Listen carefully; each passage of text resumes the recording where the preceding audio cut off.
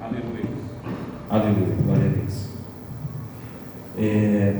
Podemos nos assentar na igreja.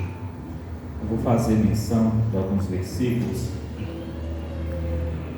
Livro de Lucas, capítulo 15, a partir do verso 29. Glória a Deus.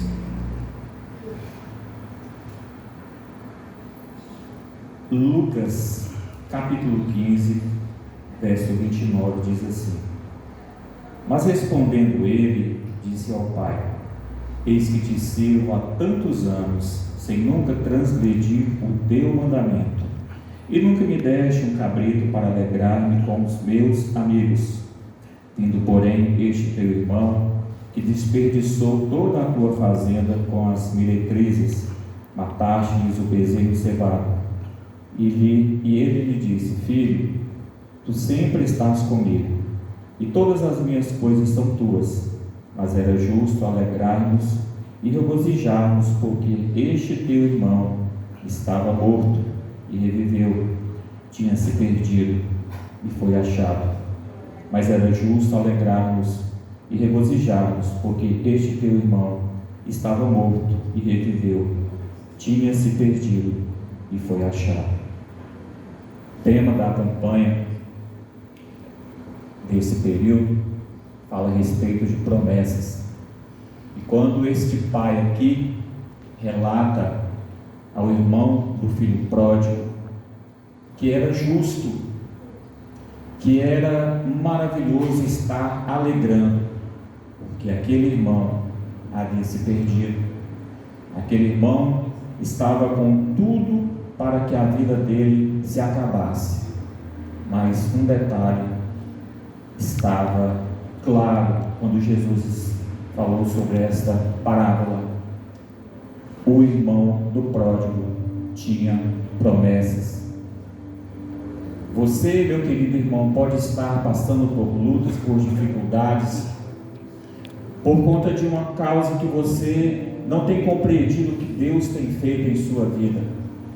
Esse irmão, ele estava na casa do pai. Ele estava na casa do pai, porém, ele não usufruía das maravilhas que o pai tinha para oferecer para ele. Essa parábola do capítulo 15, aleluia, são três: da ovelha perdida, da dracma perdida e do filho pródigo. Do filho perdido, podemos assim dizer. Mas se ligarmos uma a uma, nós vemos que ela seria uma só parábola, porém dividida em três.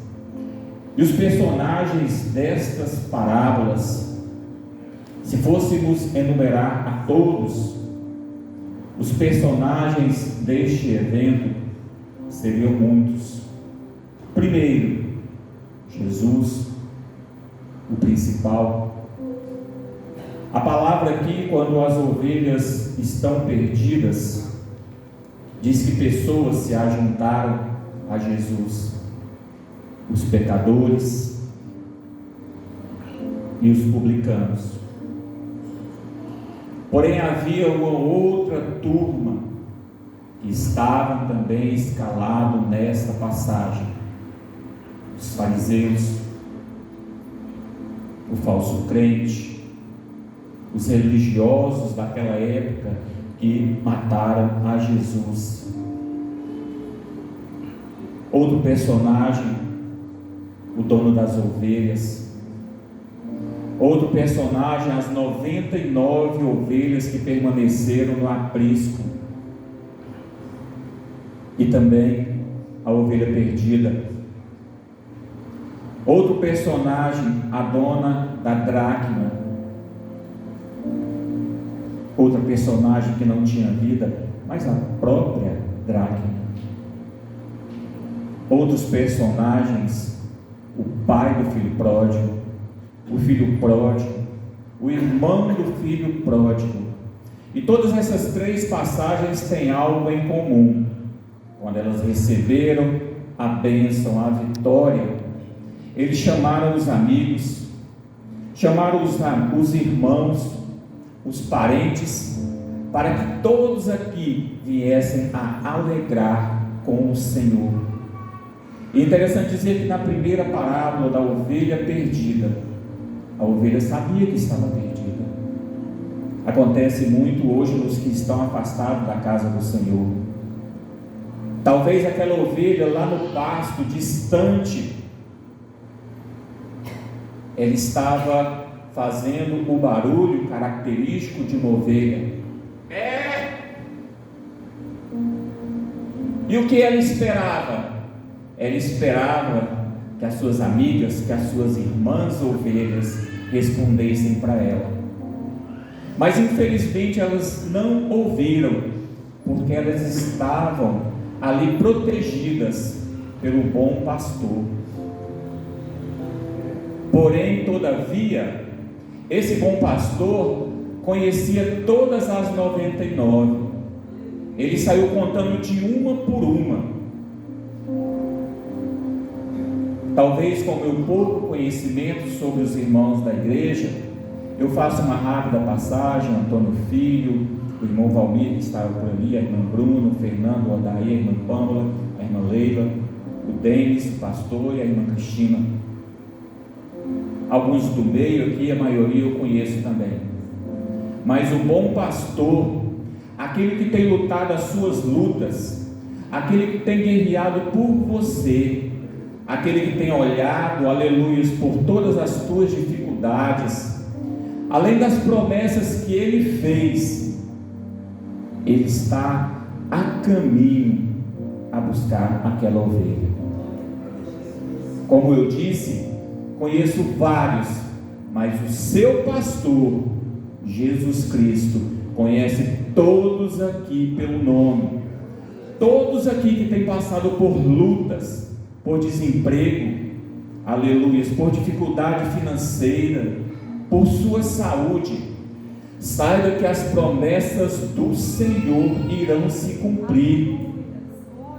Vai ser somente um período. Você vai passar pelo deserto, mas eu creio pela fé que você não vai ficar no deserto. Logo, logo você vai estar cantando o hino da vitória. A equipe de louvor cantou 2 hinos falando de promessa. O irmão Antônio Filho cantou falando que um dia este povo vai estar em Sião. Esta é a maior promessa que o povo de Deus tem na face da terra. E ontem eu estou aguardando uma promessa X, uma promessa Y. A minha casa eu ainda não tenho, o meu carro eu ainda não tenho. Eu sei, eu também já pedi e peço uma melhora financeira. Isso é justo. Trabalhamos, corremos, lutando, esperando algo melhor do Senhor. Mas promessa melhor e maior do que essa, de estar em Sião, na Sião celestial, na Sião futura, eu creio que não existe. E é por isso que o Senhor, dono das ovelhas, Ele chama os seus empregados, os seus conhecidos, os seus vizinhos, para fazer a festa. Os religiosos, os fariseus, eles estão a criticar o dono, estão a criticar Jesus porque ele estava se juntando com pecadores, e foi por isso que Jesus falou essas palavras. A mulher da dracma perdida, vamos trazer para os dias de hoje, um irmão ou uma irmã aposentado ou aposentada, recebeu o seu pagamento, não sei por qual motivo resolveu sacar tudo. Ele quer o dinheiro em espécie, levou para sua casa, e uma parte desse dinheiro se perdeu na casa. Ela ficou triste, ela ficou angustiada, porque parte daquele dinheiro era de pagar o aluguel, de fazer a compra do mês, de pagar uma água, de pagar uma luz. Mas certo momento ela pegou uma lanterna, digamos assim, nos dias de hoje, uma vela, não sei, e começou a procurar naqueles cantinhos mais escuros. E ela achou. Ela chamou os seus amigos, os seus vizinhos, e contemplaram a alegria que ela estava, porque aquele que havia se perdido foi achado. Irmãos, esta passagem, a parte dela que eu li, muitas mensagens, ricas mensagens nesta passagem. Você pode trazer uma palavra sobre o irmão do pródigo, sobre o pai do pródigo, ou o próprio filho pródigo. Naquela época, e em muitos lugares atualmente, o filho só usufrui de uma herança depois da morte do pai. Mas aquele pai era diferente. Ele sabia que seu filho possivelmente ia quebrar a cara, mas ele pegou parte da herança, entregou para ele: te abençoo, meu filho, eu não morri ainda, mas está aqui a sua parte. E ele partiu, gastou o dinheiro, os bens que ele ganhou, torrou tudo na bebida, nas drogas, nas meretrizes. E chegou o momento, irmãos, de quem ele se lembrou? Na casa ele passava fome, tanto que a passagem fala que ele desejava comer a alimentação dos porcos. Imagine agora um judeu, que para ele a carne de porco é uma coisa inviável, não pode, ele não consome. O filho de um fazendeiro, na miséria, ele foi apacentar porcos. Mas um detalhe, ele se lembrou: na casa de meu pai há pão, há alimento, todas as coisas que eu preciso estão na casa do meu pai, e as promessas para a minha vida e para a sua vida estão debaixo das asas do pai. E ele chegou assim meio tímido, meio triste, desconfiado. O pai estava à porta da casa esperando. Talvez recebeu uma revelação, talvez no íntimo do seu coração ele sabia que ele ia receber o seu filho de volta, doente, enfermo, pobre, miserável, nu, não importa, ele queria era o filho dele. Chamou o filho para si, chamou os seus servos e falou: olha, coloca a melhor roupa, coloca-lhe a melhor veste, põe um anel no dedo dele e sandália para os seus pés. Então muitas das vezes nós vemos pessoas que estão afastadas da casa do Senhor, que têm promessas, que voltam, que se alegram, que têm a esperança de um dia estar novamente nos braços do Pai. E saiba de uma coisa: o Pai está pronto, está preparado para receber todos os seus filhos. O irmão do pródigo, ele chegou, de longe ele viu uma festa. A festa estava animada, tinha música, tinha dança, tinha churrasco, estava top.